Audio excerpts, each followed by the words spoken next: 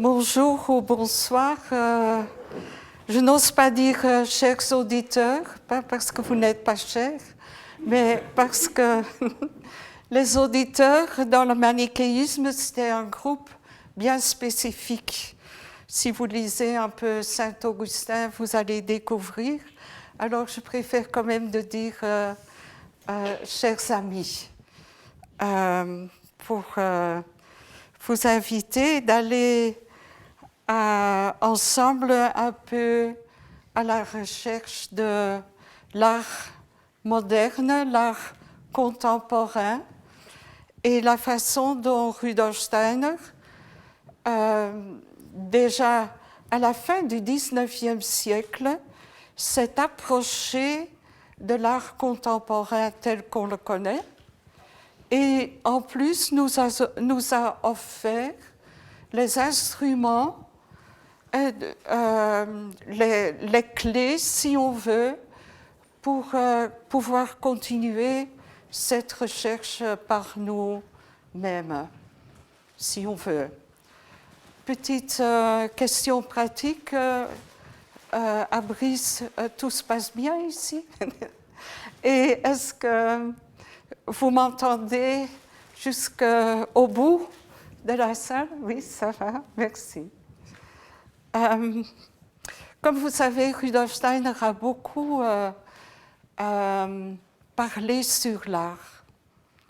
En général, les origines de l'art, parce que c'est aussi un peu le thème pour la conférence de ce soir, que l'art, de quelque période qu'il soit, ne peut pas avoir une cause, peut seulement avoir une origine.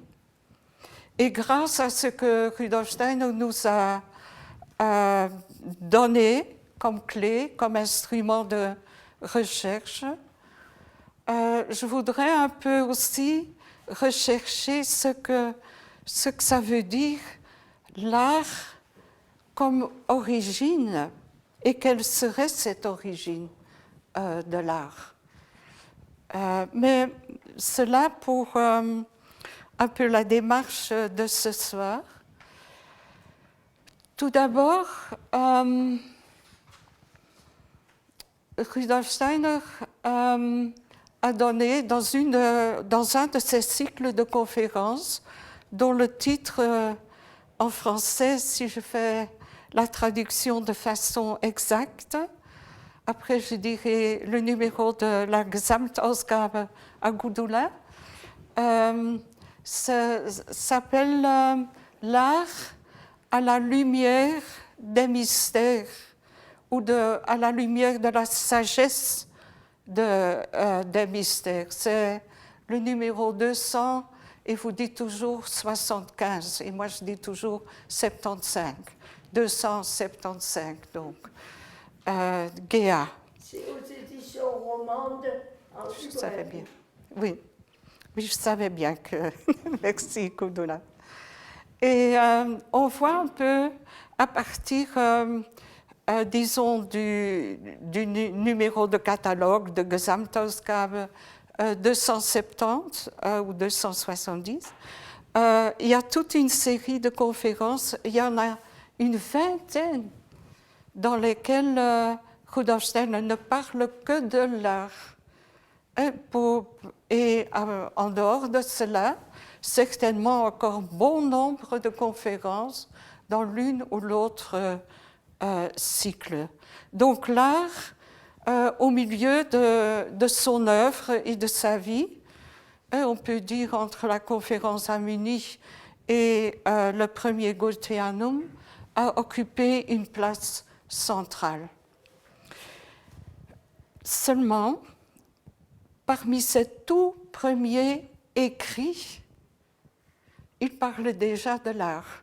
À cela, je viendrai plus tard. On va d'abord, une fois, jeter un coup d'œil sur ce cycle « L'art à la lumière de la sagesse des mystères », où il parle de l'évolution de l'humanité à partir de la grande époque post-atlantéenne où il y a une certaine suite dans l'apparition de certains arts. On viendra à cela. D'ailleurs, la toute première conférence dans ce cycle, qui s'appelle Art et technique, il y a bien des années, j'ai lu, quand j'étais de retour d'une visite à Rome, d'une visite en Italie, qui avait je crois que cela avait un rapport aussi avec la dernière scène de Leonardo da Vinci à Milan, etc., commence par dire si, dans la première conférence, si on passe la nuit dans un train. Alors, à ce moment-là, j'étais dans une couchette, dans un train qui me menait de Rome à Bruxelles, et j'ai lu cette première conférence comme si elle avait été écrite, pas pour moi, mais pour cette situation. Et où il parle de façon étonnante, je peux que la recommander, parce que cette technique, elle continue, bien sûr, et l'art aussi. Il parle alors des effets de la technique sur notre conscience lorsqu'on dort, lorsqu'on est dans ce qui n'était pas mon cas, parce que je lisais, mais quand on s'endort, il y a une certaine conscience qui, pour ainsi dire, absorbe ces effets de la technique. Par exemple, il parle alors assez longuement, à mon avis, sur le bruit qu'on entend dans un train. Et à l'époque, un train faisait encore bien plus de bruit qu'aujourd'hui.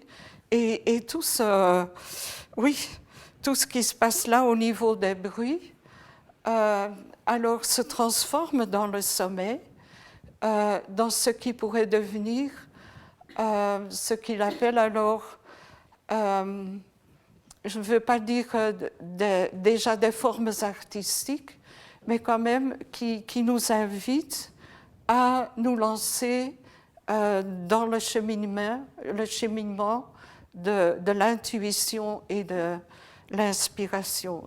Ce qui ne veut pas dire que vous devez absolument prendre un train la nuit pour arriver à cela.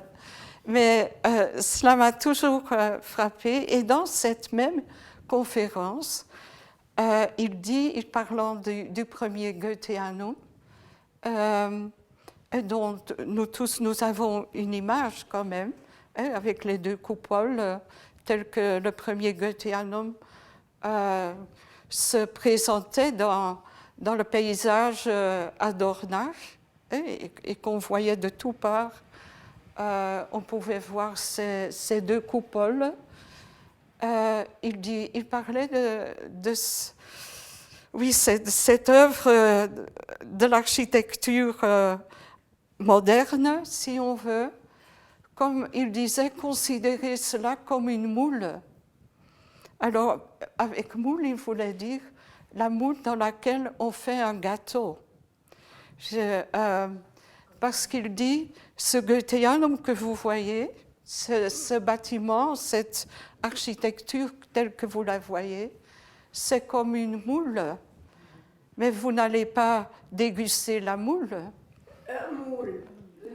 Le moule, merci. Le moule, vous n'allez pas déguster le moule. Et la moule, vous la dégustez, bien sûr. Là, on la laisse de côté.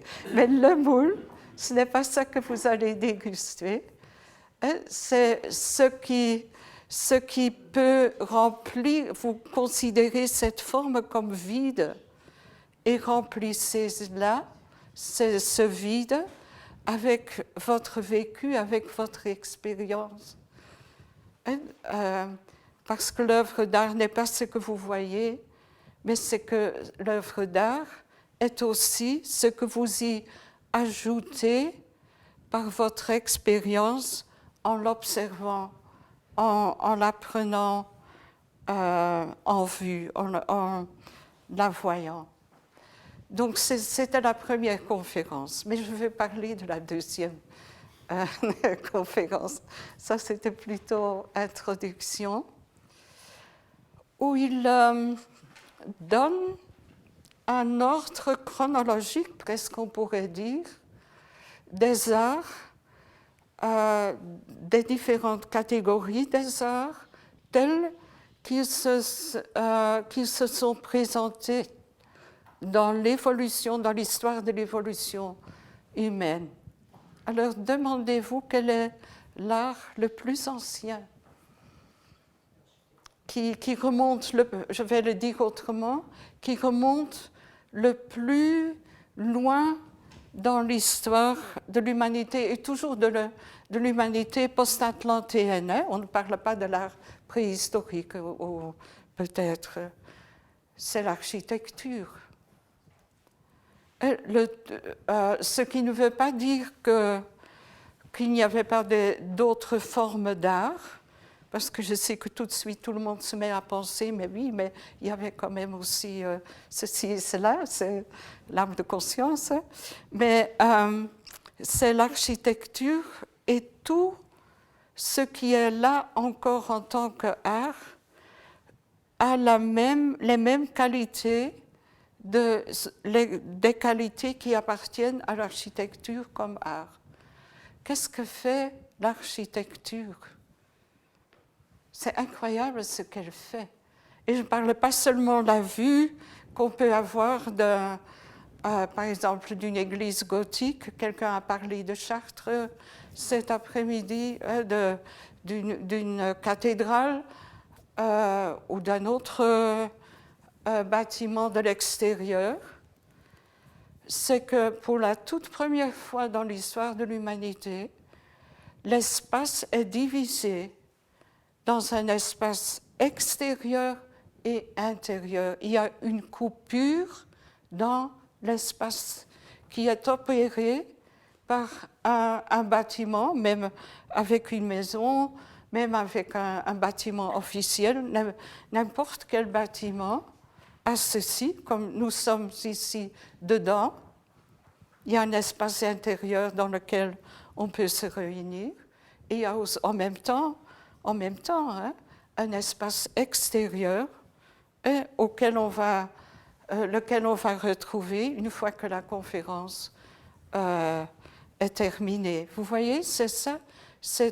Il s'ouvre là quelque chose qui a un rapport direct avec les lois, je n'ose pas dire physiques, mais les lois de toute façon de l'espace ici sur Terre, de l'espace trois-dimensionnel, est-ce qu'on dit tridimensionnel, on dit peut-être, et en même temps, et pour ça, Steiner considère ça comme une forme d'initiation, entrer dans un espace à l'intérieur, en venant de l'extérieur et puis retourner à l'extérieur, c'est comme une initiation dans ce temps-là, une initiation dans le mystère du corps physique humain. Vivre qu'il y a un extérieur, une extériorité, et qu'il y a en même temps, mais coupé de cette extériorité, une intériorité, et quand il s'agit d'un espace tridimensionnel dans lequel on peut, en tant qu'être humain, se rassembler, à l'intérieur duquel une communauté peut se trouver. Donc, premier pas, l'architecture. Et puis, c'est très, très intéressant, comme il dit, de l'architecture, à un moment donné, quelque chose s'est détaché de cette architecture. Quand on pense à l'architecture des temples grecs, on voit tout de suite ce que c'est. C'est la colonne qui s'est détachée, parce qu'elle n'est plus à l'intérieur, elle est aussi, elle est comme l'Acropole, hein, que tout le monde connaît, même si on ne l'a jamais vue. On sait comment les colonnes ont été extériorisées. Et ce sont des colonnes qui vont être, comment dire, le principe de ce qui va devenir la sculpture. C'est la figure humaine, celle qui peut porter, celle qui est sujette, la figure humaine, aux forces de la gravité, mais celle qui peut aussi se dresser debout et porter, non seulement subir, mais porter le poids de l'architrave, par exemple. Vous voyez, c'est extraordinaire que l'intérieur de cet espace des temples, tout au début, les temples de l'Égypte ancienne, par exemple, il se passait des choses là, à l'intérieur de ces temples. Ils étaient construits de cette façon-là qu'on ne s'y attardait pas. On marchait à travers les temples égyptiens à l'intérieur et les murs allaient se rétrécissant pour qu'on vive ce que ça veut dire s'incarner. Être toujours dans que l'esprit et l'âme doivent maintenant apprendre à habiter dans le confinement de l'espace physique, le corps physique, par exemple. Mais alors, deuxième pas, la colonne qui se détache devient indépendante et devient sculpture, la figure humaine. Donc, de l'architecture découle la sculpture, tout ce qui est sculpture, non seulement la sculpture humaine, mais toujours dans l'espace, et dans l'espace tridimensionnel. Maintenant, il y a un pas qui m'a toujours fascinée, c'est qu'à l'intérieur d'un temple chrétien, par exemple, il y a, par exemple, pour le dire tout de suite, sur l'abside, on dit, hein, au-dessus de l'autel, ou à l'intérieur d'une coupole, on a 4, pour ainsi dire, arcades ou archivoltes, mais il y a l'abside qui est au-dessus de l'autel. Vous voyez ça? Alors, dans les premières basiliques chrétiennes, il y avait toujours des mosaïques. Et les mosaïques, c'est Steiner qui vraiment m'a révélé cela en lisant chez Steiner. La mosaïque, c'est une sculpture. Disons, c'est une figure, c'est une œuvre d'art entre la sculpture et la peinture, parce que les petits tesserae, comme on dit, hein, les petits blocs, on appelle ça tesserae ou tessera. Ce sont les petits blocs le mur est préparé, on met les blocs dedans, ne sont jamais deux-dimensionnels, ils sont trois-dimensionnels.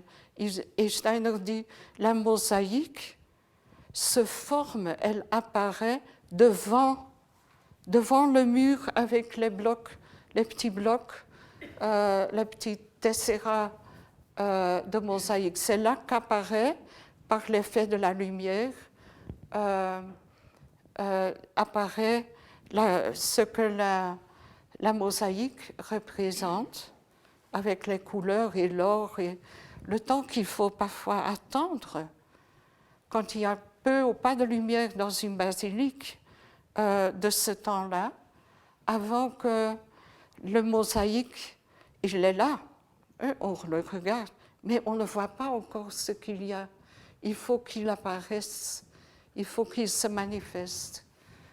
Et on dirait que ça a beaucoup interpellé Rudolf Steiner aussi, le temps qu'il faut pour que ça apparaisse. Mais on est toujours plus ou moins dans l'espace tridimensionnel.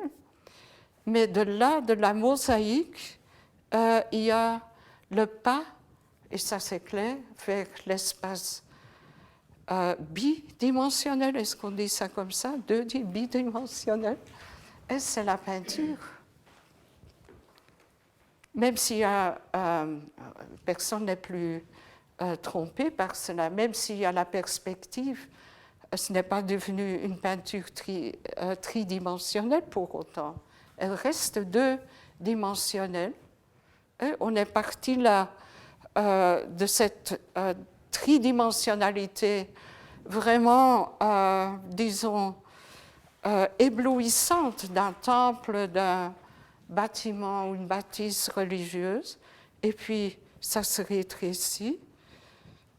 Et parallèlement, il y a l'incarnation de l'être humain, de l'humanité qui aussi va de l'avant pour arriver à ce tableau deux-dimensionnel.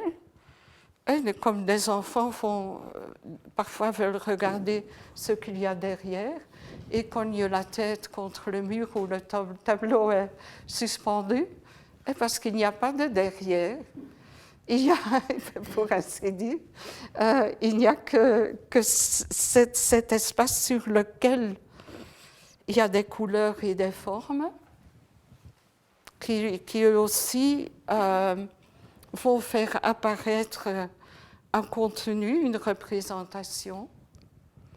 Et je continue encore, et là on est au plus bas. Est-ce qu'on peut encore aller plus en avant?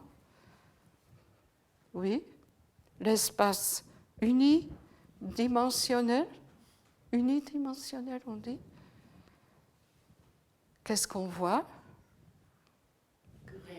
Plus rien. On entend.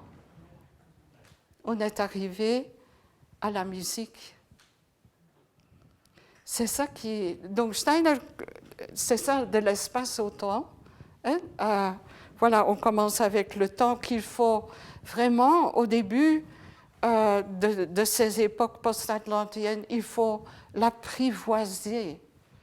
Et c'est l'architecture qui nous a tout d'abord appris à apprivoiser l'espace, tout comme l'apprivoisement de notre corps physique, qui est aussi un temple. Et on sait on connaît tous les liens qu'il y a entre les mesures cosmiques encore du temple de Salomon, pour ne parler que de ça, et les dimensions cosmiques du corps physique humain, avant qu'il n'entre dans cette époque ou cette grande époque post-atlantienne. Et puis, nous sommes capables d'aller de 3 à 2, et puis de 1, et cette unidimensionnalité, ce centre, ce point, se trouve en nous. Parce que pour écouter la musique, et pour pouvoir écouter la musique, il faut qu'on trouve en soi un lieu de présence à soi. Autrement, on écoute des sons, mais pas la musique. La musique, c'est autre chose encore que les sons. Et Steiner de dire qu'à notre époque, nous avons fait le pas de l'espace au temps.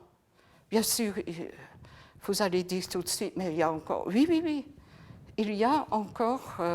tous les autres arts sont toujours là, mais le défi est qu'ils deviennent musique. Qu'est-ce que ça veut dire? Qu'ils s'inscrivent non seulement dans l'espace, mais aussi dans le temps.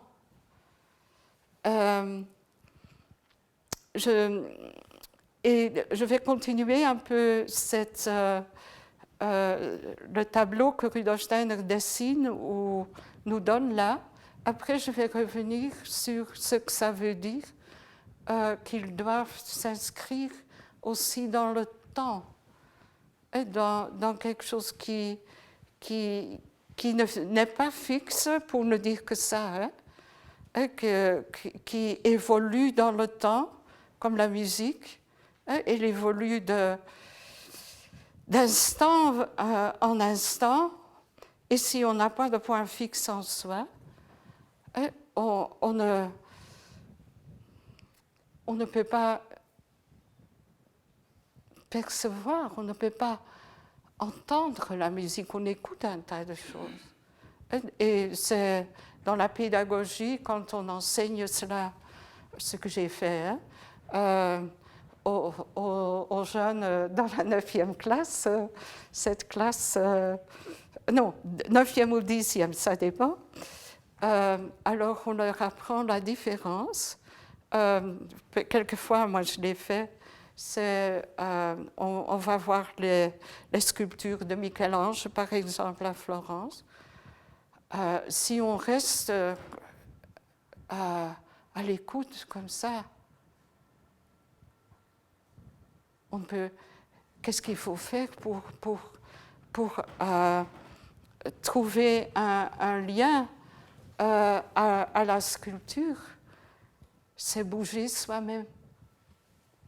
Et j'ai fait ça souvent parce que chez nous, à Anvers, c'est un peu de publicité pour ma ville où j'habite, il y a un des rares musées à ciel ouvert, je ne sais pas si on dit cela, oui. Et il y a d'immenses gazons où il y a une seule sculpture, c'est magnifique. Et alors de trouver la distance juste pour la voir. Si on est trop loin, oui. Si on est trop près, on ne voit plus rien. Et puis à partir de se mettre en mouvement. Et la musique, c'est juste le contraire. C'est rester en soi, immobile. C'est la musique qui se meut autour de vous. Vous voyez, donc il y a là deux qualités des arts. Les arts plastiques qui sont arrivés à un point où c'est à nous de bouger, et les arts musicaux qui viennent de commencer. Par la musique, au fond, c'est le premier pas, qui nous demande de nous intérioriser, d'aller à la recherche en nous d'un lieu de présence à soi, pour que la musique puisse se manifester autour de nous, pour que nous soyons dans la musique, comme nous sommes devant une sculpture ou devant une peinture. Au moins les peintures qui appartiennent à certaines époques dans le passé. Alors si on continue, Rudolf Steiner donne ces choses bien connues, il y a des transformations. L'art de la parole, la poésie, est un art qui s'inscrit dans le temps. La poésie n'est pas faite pour être lue avec son bouquin dans un coin, une petite chandelle. Non, parce qu'alors on est dans l'architecture, dit Rudolf Steiner. Un sonnet ou sonnet, oui, c'est de l'architecture. C'est construit, c'est magnifique. J'adore Shakespeare, for instance, et autres, comme dans la littérature française, le sonnet aussi, XVIe, XVIIe siècle et plus tard, magnifique, mais c'est de l'architecture encore. Les danses qui ont été qui se sont développées sous votre Louis, si j'ose dire, Louis le Roi Soleil, la pure architecture. C'est magnifique, mais ce n'est pas encore l'élément temps. Et ce qu'on vit maintenant, c'est que la peinture devient musicale, que la sculpture devient aussi musique. C'est que l'architecture. Et Steiner dit quand l'art de la parole devient musique, il y aura un tout autre rapport à l'art de la parole que maintenant. On ne le connaît au fond pas encore. Il y a l'art de la parole, speech, comment on dit cela en français. On peut déjà un peu se mettre dedans, mais c'est encore trop tôt. Donc, quand une peinture devient musicale, c'est l'art de la parole. Ce sont des images, non pas qu'on voit, mais qui vont se mettre en mouvement. On en a un peu parlé aujourd'hui, c'est le domaine de l'imagination. Hein? Là, c'est des images mouvantes et non plus des images qui sont retenues, pour ainsi dire, même pour un moment, parfois sur un tableau. Et si alors la sculpture devient musicale, alors Rudolf Steiner dit c'est le rythme, par exemple. Alors que l'art de la parole, on peut aussi déjà, on voit que le rythme là se prépare. Et le plus étonnant de tout, quand l'architecture devient musicale, alors quoique Rudolf Steiner ne le fait pas à cet endroit-là, pas dans cette deuxième conférence, c'est l'art social. Il n'y a plus de bâtiment. Le bâtiment se fait à chaque moment par ce qui se passe entre les êtres humains présents, hein, entre les êtres là présents. Il y a tout le temps un bâtiment qui apparaît, mais en mouvement. L'art social, l'art de créer des relations, alors que tout au début, on avait besoin d'un bâtiment et à l'intérieur duquel on pouvait se mettre en relation. Et on a maintenant l'inverse. On commence par entrer en relation et de là, un bâtiment commence à se manifester, commence à apparaître.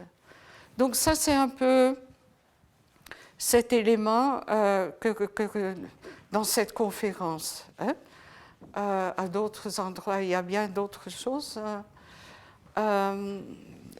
des approches de Rudolf Steiner vers l'art, mais où justement l'aspect que l'espace, ce qui prend forme dans l'espace, continue dans l'élément de temps, qu'il appelle l'élément musical, en s'inscrivant, en s'insérant dans le temps. Et le temps veut dire, quand, par exemple, les peintures de Mark Rothko, qui sont suffisamment connues, sont des exemples d'une peinture qui s'est inscrite dans le temps. Elles sont devenues des peintures cultes, hein? Icônes, comme on dit, parce il faut quelques temps avant que ce qui est là se révèle. On ne le voit pas tout de suite, même si on voit tout de suite, il y a cette couleur, il y a cette forme, il y a cette dimension. Mais ça, c'est encore tel que la peinture se présente dans l'espace. Mais pour le moment temps,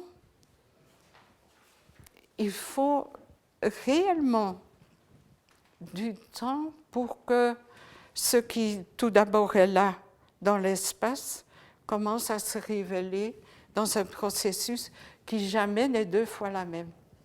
Jamais. et qui n'aboutit pas.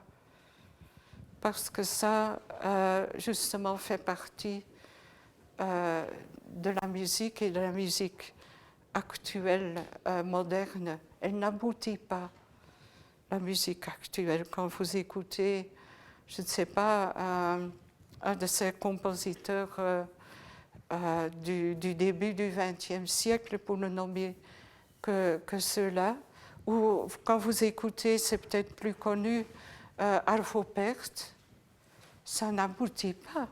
Mozart, il aboutit. Et puis, on y est presque. Hein? Et puis, ça reprend. Et puis, à un moment donné, pom, pom. Et on est de nouveau là où l'on était au départ. Et on est tout content. Hein? Enfin, moi, je suis tout content. Pas que c'est fini, hein, parce que Mozart, je pourrais l'écouter des journées durant. Mais qu'on soit, comme quelqu'un une fois a dit, je suis de nouveau chez moi. Et la musique actuelle dit, je ne veux plus rentrer. Je ne veux pas retourner chez moi. Je veux continuer. Et c'est ça, cet autre aspect qui de plus en plus, on peut dire dans l'art actuel, que ce soit peinture, sculpture ou musique, ou danse, ou théâtre, n'aboutit pas, mais laisse un espace et un temps-espace, ou un espace-temps ouvert pour que nous commençons à participer. Nous sommes invités à participer, à continuer ce qui est laissé délibérément incomplet. Et pas étonnant, hein, parce que nous découvrons, nous sommes en plein dedans, que l'être humain est essentiellement un être incomplet et non pas un être qui doit aboutir quelque part. Arriver à quelques points où il y a, après quelques encore poum poum poum, on peut dire voilà, c'est fait, tout. Non, il y a nécessairement bien des choses qu'on ne peut pas remplir, qu'on doit laisser ouverts, qui restent des espaces non remplis dans notre vie. Et qui justement, à cause de cela, augmente notre dignité humaine, que nous ne sommes pas accomplis.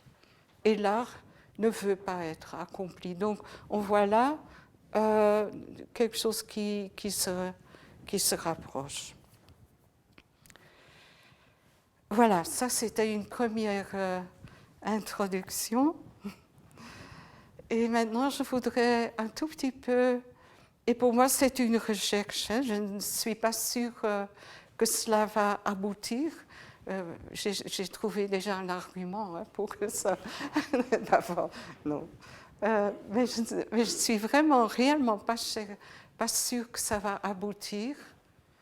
Mais ce sont les œuvres de, disons, de jeunesse, comme on dit toujours, hein, de Rudolf Steiner, les œuvres qu'il a écrites en grande partie quand il a travaillé là, et ce qu'il n'aimait pas du tout, hein, à l'édition critique des œuvres naturwissenschaftlich, disons, physiques de Goethe. Et il y avait dans la grande bibliothèque nationale allemande une édition de toutes les œuvres, de tous les écrits de Goethe. Et Rudolf Steiner avait eu comme reçu, il était d'accord, hein, de prendre soin de l'édition critique des œuvres de sciences naturelles de Goethe, sur les couleurs, sur les plantes, sur le granit et la minéralogie, sur les animaux aussi. Donc, ces œuvres-là, et de là, Steiner a plusieurs fois dû écrire pour l'édition d'un volume une espèce de forward, prologue ou introduction, oui. Et c'est un peu, ses premières œuvres sont des élaborations de ces introductions qu'il a écrites pour l'édition des écrits de Goethe. Donc, il y a par exemple un essai qui s'intitule Goethe comme le père du nouvel esthétique. Il y a donc un volume, un essai justement sur la façon dont Goethe, méthodologiquement selon Steiner, et à juste titre, s'approche de la nature, la méthode phénoménologique. Il y a aussi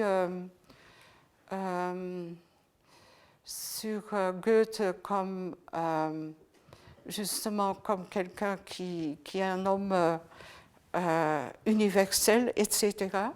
Donc toute une série d'écrits. Et le dernier dans cette série, sera alors la philosophie de la liberté, qui n'est plus liée au travail qu'il faisait là à cet institut pour l'édition des écrits de Goethe. Et ce qui est le plus étonnant là, pour moi au moins, c'est que Rudolf Steiner, il comprend Goethe comme quelqu'un qui donne la base, qui offre la base, que l'homme, l'être humain, est capable d'ajouter quelque chose à la nature. Alors que jusqu'aujourd'hui, tout le monde dit oui, la nature, elle est ce qu'elle est, elle évolue, et tout ce qu'on sait, mais on ne peut, en tant qu'être humain, ne rien y ajouter. Et par ajouter, ce n'est pas améliorer, c'est vraiment y apporter quelque chose qui n'était pas là avant. Et pour Goethe, le fait de son intuition, dont il ne veut nullement que c'est une idée, c'est cette conversation avec Schiller, c'est déjà presque la preuve que l'être humain peut ajouter quelque chose que la plante n'aurait jamais pu penser elle-même, façon de parler, mais qui ajoute quelque chose à l'être de la plante, qui fait que l'être de la plante en est rehaussé, si on dit cela en français. Est-ce que vous comprenez? Une des idées, ou des idées créatrices, qui justement font que l'être auquel ces idées s'adressent en est rehaussé, devient plus une plante qu'elle ne l'était avant. De même pour les couleurs. Les couleurs sont plus couleurs qu'elles ne l'étaient avant, du fait que Goethe et puis Steiner, à sa suite, a développé cette théorie de la couleur, comme on sait. Donc c'est étonnant. Et ce que Steiner fait, c'est de dire oui, la science peut faire cela, parce qu'on parle alors de science. La science est capable, si elle est vraiment science, à la façon de Goethe, pour le dire vite, elle peut ajouter quelque chose qui fait ressortir l'être de la nature et donc ajouter quelque chose de nouveau, mais aussi les arts peuvent faire la même chose.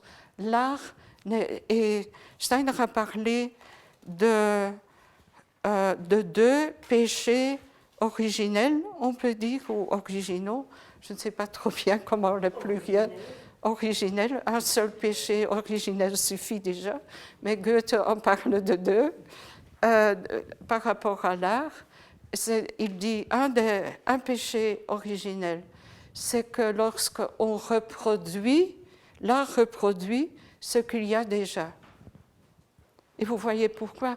Parce que l'art ne fait pas usage de sa capacité d'ajouter quelque chose de nouveau, mais reproduit ce qu'il y a déjà là, et cela à l'infini, ce qui veut dire, mais d'où le nouveau va-t-il venir si ça ne vient pas de l'art? C'est un péché originel, oui, et l'autre péché originel, selon Rudolf Steiner, c'est d'utiliser, de parler de vérité spirituelle de façon allégorique. C'est très difficile de vraiment saisir ce que ça veut dire allégorique. Oui, oui. C'est pareil. Comment? C'est pareil. Allégorique, c'est juste. Oui, oui. Et on connaît, justement, au temps de Steiner, il y avait pas mal de peintures, pour ne citer que cela, qui étaient des peintures allégoriques. C'était aux abords, là où le symbolisme, le courant du symbolisme qui a fait le passage de la fin du XIXe siècle jusqu'au tout début du XXe siècle.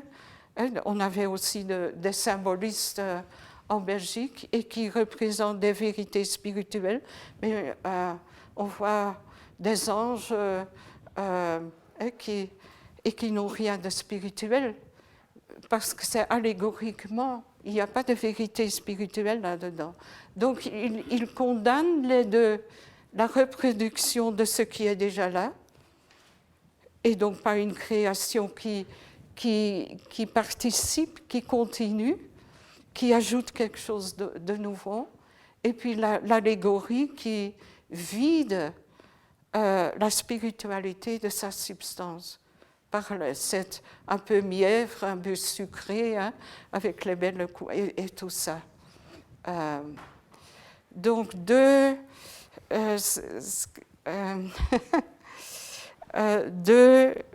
choses à éviter dans l'art jusqu'à présent, on pourrait dire.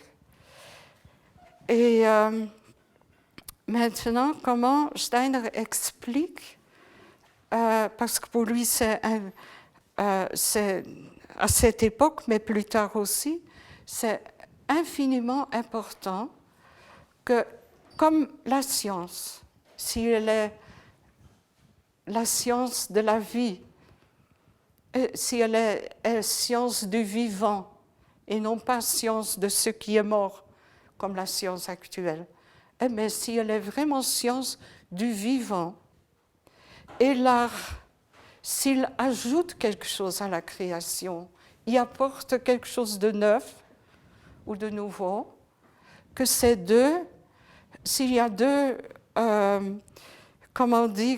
courants dans notre existence humaine qui sont appelés à travailler ensemble, c'est les sciences et l'art. Ils doivent travailler ensemble, parce que chacun a la possibilité de créer du nouveau.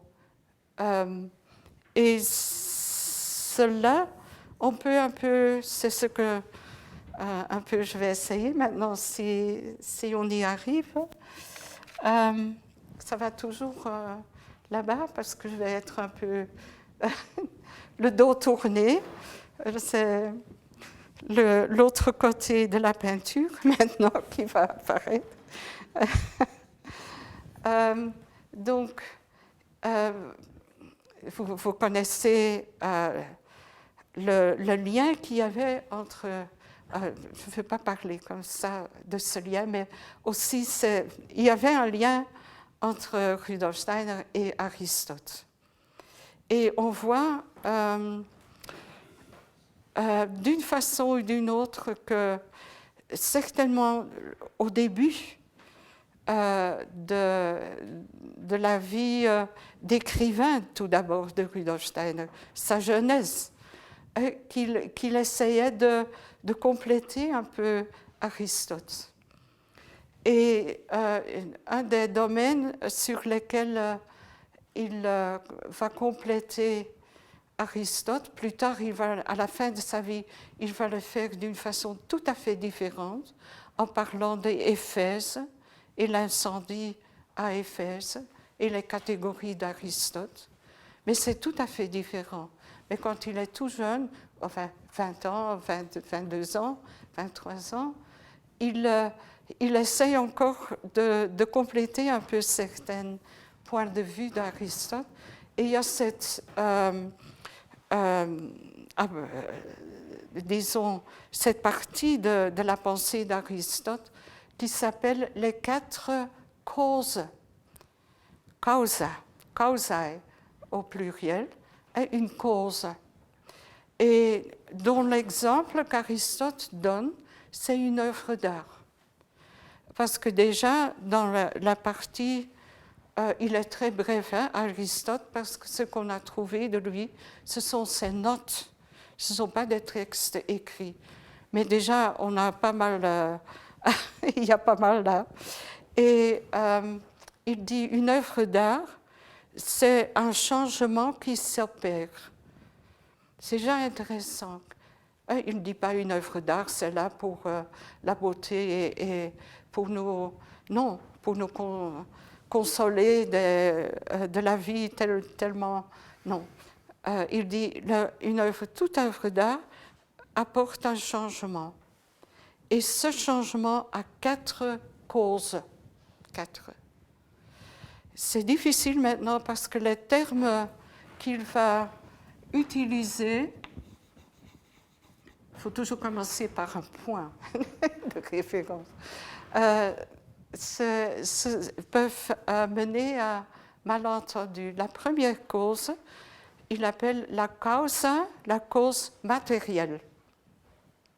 Cause matérielle. Donc j'écris ici tout simplement CS pour ne pas remplir ce tableau. La première. Qu'est-ce que ça veut dire, cause matérielle? Ce n'est nullement la matière dans laquelle une œuvre d'art va se faire. Bien que nous, on comprend tout de suite, ah oui, c'est donc le bois ou le bronze. Il donne l'exemple du bronze et de l'argent. Et le bronze. Non, la cause matérielle veut dire la possibilité de prendre forme. Parce que, et on en a parlé pas mal hein, aujourd'hui, parce que Aristote comprenait la matière comme la possibilité de prendre forme. Non pas comme le bois qui est là, mais le bois en tant que possibilité de prendre forme. Donc, est-ce qu'il faut qu'il y ait quelque chose qui puisse prendre forme? Et si l'art est transformation, il faut d'abord que quelque chose puisse se transformer. On ne parle pas encore de la matière dans laquelle, ni comment ça va se faire. Mais il faut d'abord que cette possibilité soit là, ici sur Terre. Si rien ne peut se transformer, il ne faut même pas chercher ou commencer, ça s'arrête déjà là. Donc il met tout d'abord là la possibilité de prendre forme. Potentialité, comme on l'a appelé pendant le séminaire et comme je l'ai appelé déjà maintes fois dans les années passées, hein, la potentialité. C'est causa materialis. Et maintenant, le deuxième, causa formalis, la cause formelle. Et là, ça ne veut pas dire et maintenant la forme va venir, non. C'est la possibilité qu'il y ait un quelque chose, parce que c'est comme ça qu'il le dit, un quelque chose grâce auquel cette transformation peut se faire. Donc si ici on a encore possibilité toute ouverte, ici peut-être l'artiste ou l'artisan, plutôt au temps d'Aristote, l'artisan, il va dire, ah oui, mais ici j'ai une pièce de bois, à cette pièce, une transformation peut se faire. Est-ce qu'il y a déjà une œuvre d'art? Ben non, il n'y a rien. Si on a une commande comme artiste, le cas des grands artistes de la Renaissance, et il disait, oui, j'ai la possibilité de prendre forme, elle est là, je vous assure. Et puis, quelque chose à quoi la transformation peut être effectuée, c'est là aussi. Et après quelques années, on vient voir dans l'atelier, mais c'est où? Il n'y a rien à voir. Hein. Mais pourtant, Michel-Ange était un peu... Hein, il allait regarder les blocs de marbre, je crois que c'est bien connu, hein, pour voir dans quelle mesure une transformation pouvait s'effectuer. Mais il ne faisait rien. Et l'envoyé du pape Jules II encore rentrait dans tous ces états, parce qu'encore, il était... jusqu'à ce qu'il trouvait le bloc. Hein, et maintenant, et il donnait à ce bloc auquel une transformation peut s'effectuer, il donnait à ce bloc une destination future, la causa finalis, la cause finale, une destination. Finis ne veut pas dire fin, mais veut dire but, le but.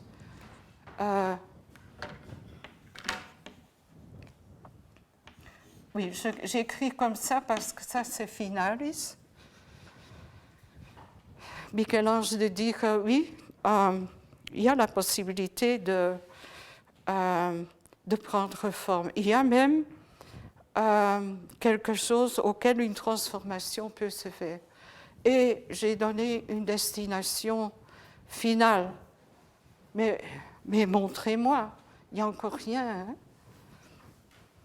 Il faut une quatrième cause.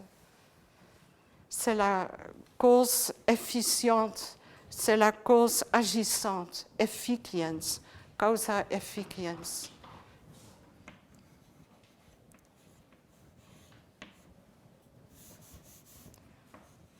Efficiens, ça s'écrit comme ça. Causa efficiens. Et donc, maintenant, j'ai un peu représenté cela comme d'abord, et puis, et ensuite, et finalement, parce que ça, c'est bien sûr, c'est celui qui va maintenant faire. Mais pour Aristote, ces quatre opèrent, pour ainsi dire, en même temps. Et même de dire, même si lui-même, hein, il commence ici, il y a celui-là, mais qu'est-ce qu'il y a d'abord? Qu'est-ce qui est là avant que les autres causes ne soient réalisées? Il y a déjà une intention, il y a déjà une orientation dans laquelle l'artiste veut s'engager. Il ne sait pas encore quoi.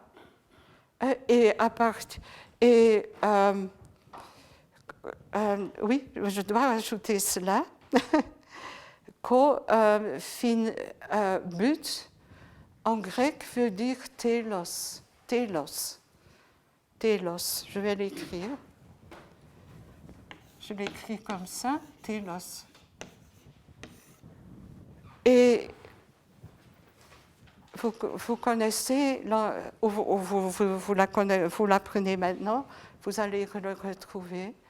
Mais ces quatre ensembles parlent de l'être humain comme celui qui est une intelligia.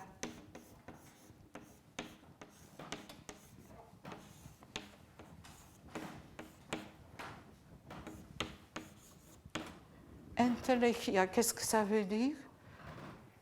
L'artiste, l'être humain, à la différence de la nature qui crée aussi, mais l'artiste est celui qui porte la cause finale, le but, en lui, entos. En lui.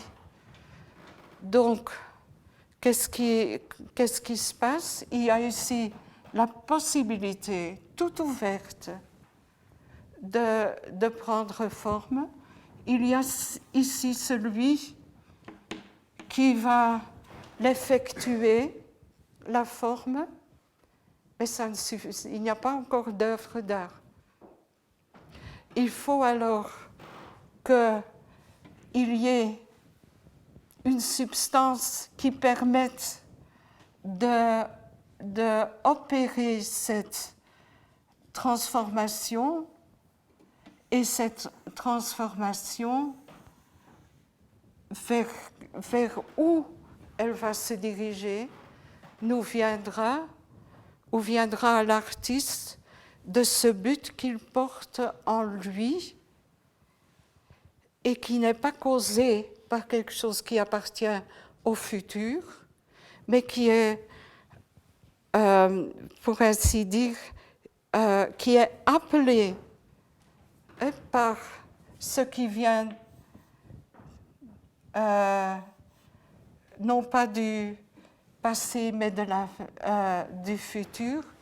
Et ici, au point de croisement entre ces quatre, il y a l'origine et toute cause qui peut séparément, indépendamment agir comme une cause. Ah oui, voilà, on m'a commandé ceci, j'ai ici la possibilité de faire cela. Voilà, je l'ai fait. C'est une cause. Ou bien on veut que je fasse cela, et voilà, j'ai de quoi, grâce auquel je peux opérer une transformation. Alors oui, cela m'a mis à l'œuvre, j'ai fait cela.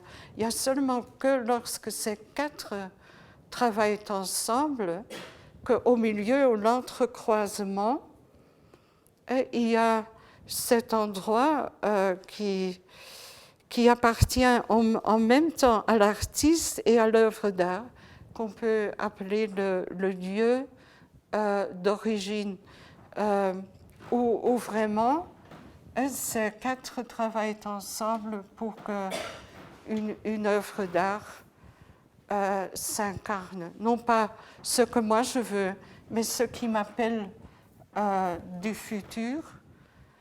Non pas, disons, pour que je le fasse, mais pour que justement je m'engage dans presque cette infinité de possibilités que m'offre la matière. Et à ce moment, il y a quelque chose de nouveau qui est là. La matière, maintenant, j'allais dire Rudolf Steiner, mais c'est Aristote. Aristote parle de matière, mais comme de substance. Il y a une nouvelle substance qui a été ajoutée au monde. Et qu'est-ce qu'on voit maintenant? C'est qu'on voit que la science actuelle s'est retirée ici. Ça, c'est devenu le domaine de la science actuelle, c'est-à-dire elle voit la possibilité d'un changement, un changement dans le sens de production, et parce que ce n'est plus la collaboration de ces quatre éléments vers un centre, mais c'est-à-dire, il y a une possibilité de produire cela, et on va faire une recherche, et dans la recherche, on va ici tout d'abord essayer de trouver ces substances-là, mais qui sont maintenant déjà des substances matérielles, ces substances-là grâce auxquelles on peut produire quelque chose de nouveau. On peut arriver à des, disons, par notre recherche, à des comment dire, des façons de comprendre la maladie et la santé et ainsi de suite, si on s'adresse là, où l'on peut commencer à comprendre ce que c'est que les lois de la gravité, les lois de, etc., l'univers, etc. Et jamais il n'est question de quelque chose qui pourrait faire un appel de l'avenir vers cette recherche. Et ici, celui qui finalement accomplit, à partir de ces possibilités, accomplit et fait incarner ce qui est là, il est de moins en moins en vue. Même il devrait au fond disparaître. Il devrait au fond disparaître. Il n'y a que la recherche, si possible, dans un laboratoire. Et déjà, au temps de Steiner aussi de dire, et la preuve de ce que la science a raison réside dans le fait qu'on peut reproduire un expériment exactement comme il a été effectué une première fois. C'est ce qui se passe pour les médicaments, pour ne citer que cela, mais nous sommes très bien au courant maintenant des médicaments. Et j'ai l'impression, c'est exactement ce qui se passe. Qu'est-ce que c'est qu'un test? C'est un expériment par lequel on reproduit à chaque fois la situation du début. On n'y change rien du tout, mais on le fait encore une fois. Ah, ça donne encore ça donne plus ou moins, mais c'est comme ça va dans. Ah, mais voilà, une troisième fois, 1000 fois, 10 000 fois, alors c'est approuvé, c'est fait. On reproduit, il n'y a plus rien de nouveau. Comme Goethe, par sa façon de s'approcher de la nature, d'arriver à des intuitions qui apportent quelque chose de neuf, de nouveau, pour le monde des plantes, par exemple. Ici, c'est rétréci à la reproduction exacte d'une situation du début, pour que ce soit prouvé que vraiment cette thèse ou cette hypothèse soit vraie. Et du fait que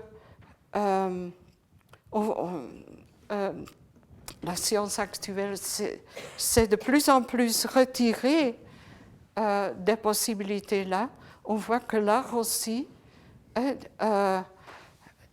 on est aussi, à beaucoup d'égards, entré dans une reproduction d'une situation du début, et de moins en moins, c'est celui qui le fait, c'est l'artiste qui devient omnipuissant, omnipotent, et ce qui l'appel du futur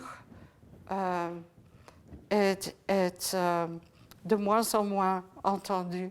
Il s'agit dans l'un que dans l'autre de produire en grande partie. Et la production, c'est toujours le résultat de quelque chose qui appartient au passé déjà, dès le début.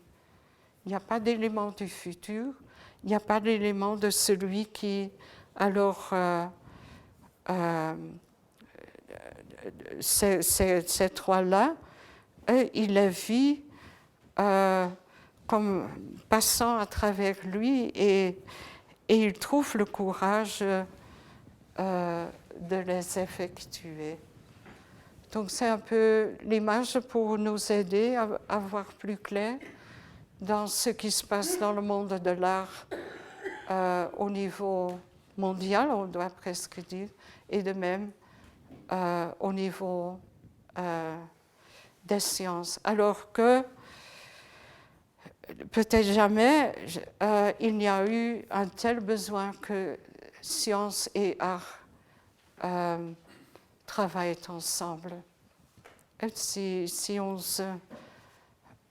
prend conscience de la situation dans laquelle la nature se trouve, et donc nous-mêmes faisant partie de la nature, nous ne sommes pas des spectateurs de la nature, nous ne sommes pas en dehors, nous sommes dedans. Et dans ce sens-là, art et science, s'ils pouvaient collaborer, et il y a déjà eu, bien sûr, je sais, des recherches qui vont dans ce sens, mais des recherches qui encore toujours attendent qu'ils puissent être entendus, je dirais presque, par bien plus de personnes que ce n'est le cas aujourd'hui. Et rien que de penser aux recherches qui ont été faites au sujet de l'eau et de la nature de l'eau, et des recherches qui sont en même temps des recherches, même jusque dans leur présentation, qui de toute façon répondent à un appel qui vient de l'avenir, où un être humain est présent comme celui qui va justement faire aboutir cette recherche jusqu'à un certain point. Et quand on voit comment l'eau est considérée comme une matière, alors qu'elle n'est pas une matière. C'est un être vivant. Comme la terre, comme tout ce qui nous entoure est vivant. Et donc, un appel pour une science et un art du vivant. Oui. Oui, s'il y a... Oui, bien sûr. Juste tout ça. Si vous pouvez rappeler ce que veut dire CS et CF sur le tableau là. CS, c'est cause... mais je me suis trompée. Oui, ça doit être M. Je ne sais pas d'où cela m'est venu. On va rechercher ça. Oui, oui. Quand ça matérialise. Ce sera l'objet d'une recherche un peu particulière. Mais pour non. Donc, et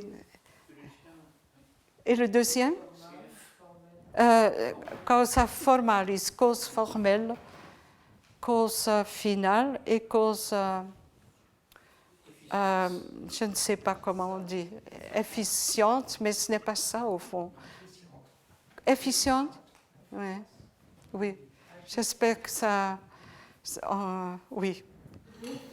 Est-ce que la photographie est un art? Ah oui. Un grand point de... Oui. Oui.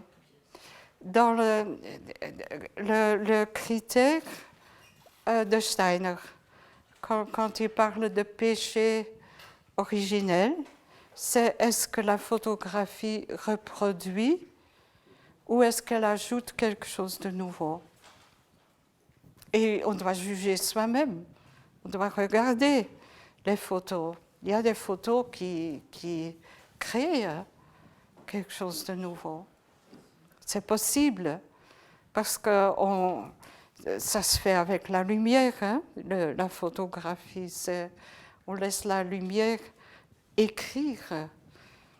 Mais la plupart des photos sont des photos reproductions Mais ça, ce n'est pas le point, ce n'est pas...